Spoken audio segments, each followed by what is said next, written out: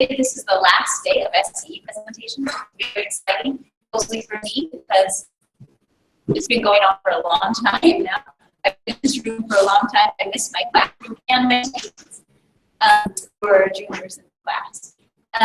So I want to remind you, if you're in the house today, that if you have technology with you, I'd like you to use it responsibly.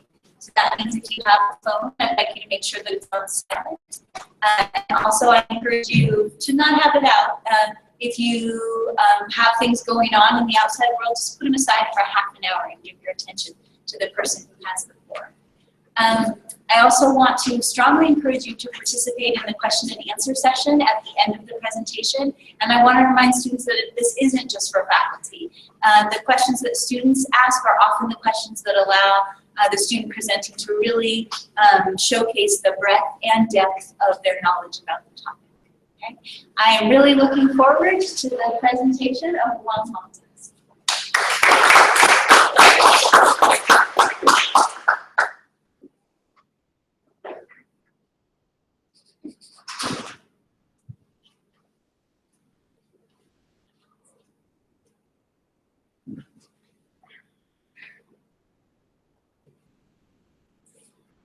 La Federación Internacional de Football Association, also known as FIFA, is an association governed by a Swiss law founded in 1904 and based in Zurich. It has 209 member associations, and its goal, enshrined by its statuses, is the constant improvement of football. It is basically the government for soccer. Every year, hundreds of young players are being bought and transferred, but there are some cases in which regulations are violated. FIFA works hard to protect the rights of players under the age of 18, whether male or female. However, there are some clubs who can still get away with it. Hello, my name is Juan Montes. This term, I research FIFA's actions concerning the transfer of underage soccer players. The title of my senior overall defense presentation is "Too Young to Score: How the illegal transfer of underage players is affecting the system." According to Pittsburgh, the FIFA has tried to solve this problem through the enforcement of regulations prohibiting the international transfer of minors or the first registration of minors in a country other than their own, except in specific circumstances. This organization tries to protect the players by inserting several rules in their handbook. Therefore, they safeguard the players correctly and no harm can be made to them. The handbook, Regulations on the Status and Transfer of Players, has 29 articles that serve in the best interest to maintain safe soccer players. This way, if anything wrong happens, it is the clubs who can get harmed and not the players themselves. Each article has to be met accordingly without any exception, and this is what some clubs are failing to do. Soccer clubs have breached some FIFA articles or regulations, and now they are paying the price. The three main articles that were broken are Article 5, Article 9, and Article 19. Article 5 constitutes how a team should follow the correct registration method on a soccer player. This means, for example, that in order to have a proper registration procedure, you should follow these 4 steps. Step 1 was to make a proper registration procedure. Step 1 is to have a player have already contract with the club and having been paid more than the total of his expenses. If it's the case, then he or she is a professional soccer player and they can be eligible to play professional matches with their team. Step 2 is to have the player be registered only at one club at a time. Surprisingly, many clubs are failing to do this, and young players are involved with several clubs at a time, and this is what FIFA is trying to prevent to do. Steps 3 and 4 go along the same line, as they state that players may be registered with a maximum of 3 clubs during one season, but during that period, they can only play official matches with 2 clubs of the same national championship or cup at the same season. Article 9 addresses the International Transfer Certificate. The International Transfer Certificate is the official document that allows the transfer of a player from one club to another one. The last article is number 19. In this article, the protection of minors is enforced. The international transfers of players are only permitted if the player is over 18. The way some teams have transferred underage players has developed certain doubts or concerns by FIFA. Teams such as Barcelona, Real Madrid Club de Fútbol, and Club Atlético de Madrid are among the ones who have been involved in suspicious transfers. The most common known ban imposed by FIFA was towards Football Club Barcelona. A total of 10 underage players were listed by FIFA who were responsible for the punishment the club was now facing. The main figure that stands out is Lee Seung-woo, an 18-year-old player, but at the time he was only 16. Barcelona and other teams around the world had already made underage transfer, but it was this figure that tipped FIFA into investigating what was really going on. According to Ackerman, it is this player who was signed after the 2011 Danone Cup in South Africa that has given rise to the Canadian club suspension. In 2013, FIFA banned Barcelona from fielding Lee Seung-woo, considered the jewel in Barca's academy ground, for breaching Article 19 of the regulations on the status and transfer of players. Barcelona's youth system is so huge, and only a very small percentage of those kids end up playing in the actual first team. This might even be the case of Lee Seung-woo. Players are bought at low prices, and then teams use them as much as possible so they can stand out from the crowd. If they stand out, then other teams usually get interested in these players and they get sold at a higher price. As stated in the Court of Arbitration for Sport, CAS constitutes panels which have the responsibility of resolving disputes arising in the context of sport by arbitration and/or mediation pursuant to a procedural rules. In other words, CAS is responsible of solving any case that is out of FIFA's hands. If the case reaches CAS, it would raise the possibility that the clubs could still sign players if the ban is not imposed until a final decision is made. During the time that CAS analyzes that case, clubs can still have the opportunity to sign players if it is during their transfer market. There have been cases in which teams are found non-guilty of breaching any article and they are immersed of any punishment. Chelsea Football Club was one of these teams.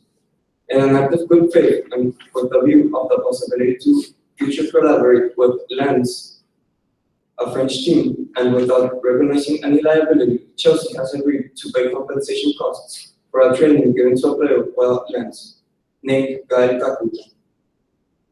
As mandated by the FIFA in its original ruling, even though Chelsea was found non-guilty, they insisted to pay for Lens costs given the fact that Lens spent some of their own money training newly Chelsea player Kakuta.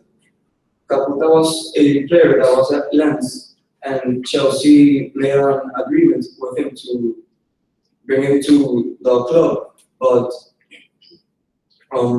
Lens wasn't really aware of it, like the official agent, Kakuta's agent, and the Chelsea club. And even though he was officially and legally trespassed, and there was an agreement, FIFA decided to sanction them, but later on, CAS decided to take the ban because it was a legal transfer. FIFA is focusing too much on the fines. FIFA is focusing too much on the fines imposed on the clubs instead of properly guiding them. The guidance soccer clubs should receive when it comes to how to correctly transfer an underage player is crucial. The key is not finding powerful clubs because a couple $100,000 isn't anything massive for them. Instead, it is crucial for teams to understand how the transfer system works for minors and for clubs to make the best decision possible when it comes to an underage player. The Federación Internacional de Football Association needs to educate clubs in order for breaches not to be made again. The first sanction was at Football Club Barcelona in 2013. Then, during the winter of 2015, Real Madrid Club de Fútbol and Club Atlético de Madrid were sanctioned. This suggests that clubs have not yet learned from other teams' mistakes, since they are doing them themselves only a couple years after. FIFA needs to educate teams, but this all depends on the process by which FIFA views what could be the most beneficial solution to them as an organization. Currently, they are just adding fines and bans as means of punishment, but in the long run, this is not ideal. FIFA should create educational centers where certain club members can attend there, and the organization can expose which articles are the ones maybe broken and how they can solve that problem. As well, proper guidance of how to follow the registration procedures should be implemented so that clubs can learn from their mistakes and at the same time know what was it that they were doing wrong. If FIFA still wants to fine and ban clubs from the transfer market, then they should do it because the clubs are not demonstrating enough knowledge of how to manage a transfer, but the educational center class should be implemented as well. Thank you.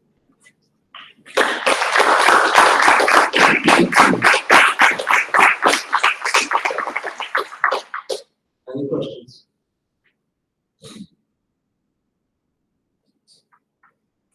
Yeah, we got a couple. So it seems like all these rules that were broken were about transferring underage players, and by underage we mean under 18. Yes. Okay. And so I followed Article 5 was that they can't be part of more than one club at one time, which I suppose would happen if you transferred somebody inappropriately, like they would get caught being in two clubs. No, Article 5 is like how to register properly a player. The article you're talking about is Article 19. Oh, okay. What was Article 19? That was actually my question, because I thought it said no transfers of players. Article 19 is the protection of minors is enforced, but under that article there are certain like exceptions for players that are under 18. And those exceptions are that the player's parents move to a country which the players are transferred. If the parents are moving for a reason that is not linked to football, if that transfer takes place within the territory of the European Union, and the player is aged between 16 and 18, then if the player is between that age, then the clubs must fulfill for obligations that it's to provide like an adequate football system and like household to the player. It shall guarantee the player an academic education. It shall make other necessary arrangements to ensure that the player is looked after in the worst way possible. And it shall, on registration of such player, provide relevant proof that the obligations are being followed. And the relevant proof is the international transfer certificate that is from Article 9. Okay. So this seems like almost a tax code presentation in some parts, right? Like it's super, super dry. If you really pay attention to it, it's kind of more confusing than if you just didn't pay much attention to it almost.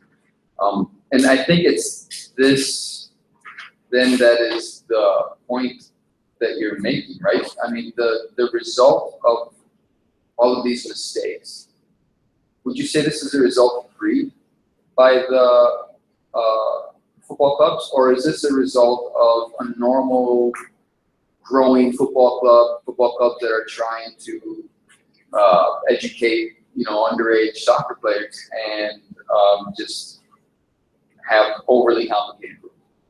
I would say that for the club presidents, it's more of a business way as they see like soccer, and it's just like buy cheap players and take all the potential they have for a couple of years and then sell them at a higher price so that they can earn profit.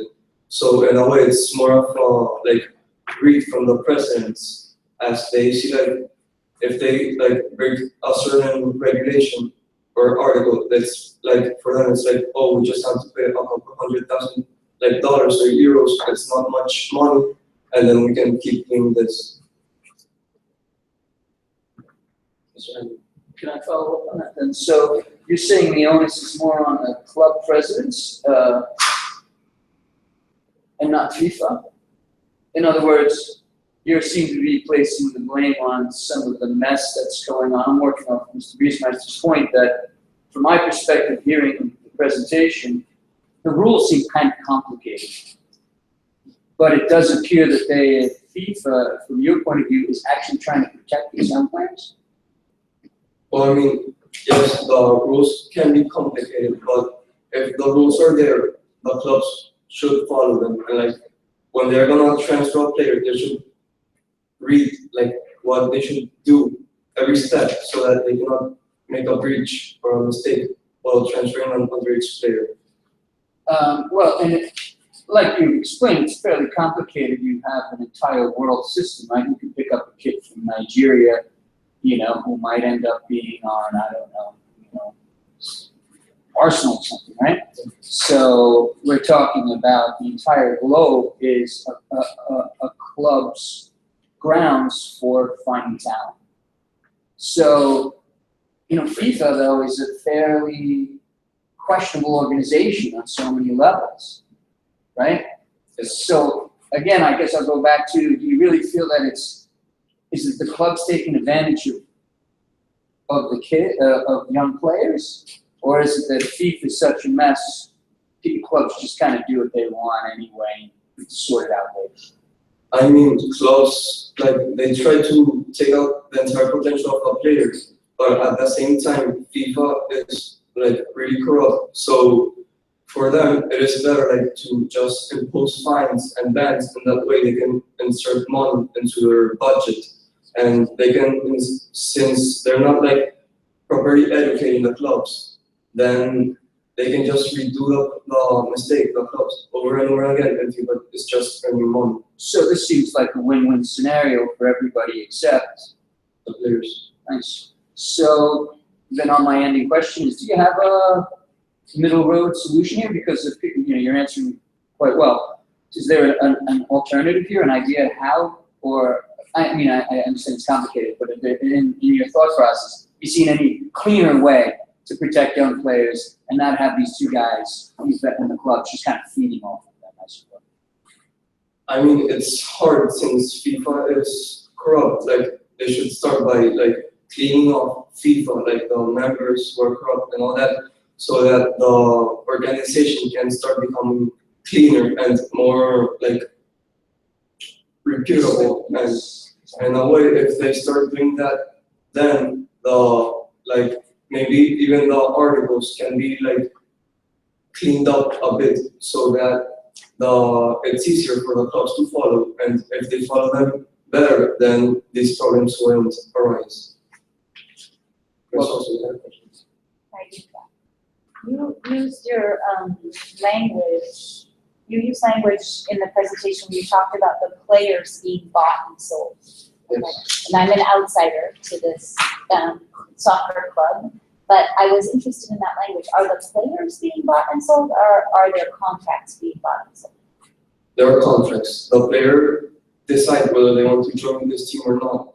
But since they're, like, underage players, and many of them, like, come, like, from Africa or Asia, and the parents don't have, like, enough, like, income or money, then the parents, who are the majority of the time the agents of these young kids, they see, like, this as an opportunity in which to earn money towards the future of the family, and then they decide to, like, accept the contract the club is offering them, and they go and join the team. Okay, so the player and their family then receive the money, whatever salary is paid for the contract, okay? And then, so I'm the club and I now own your contract, Yes. okay?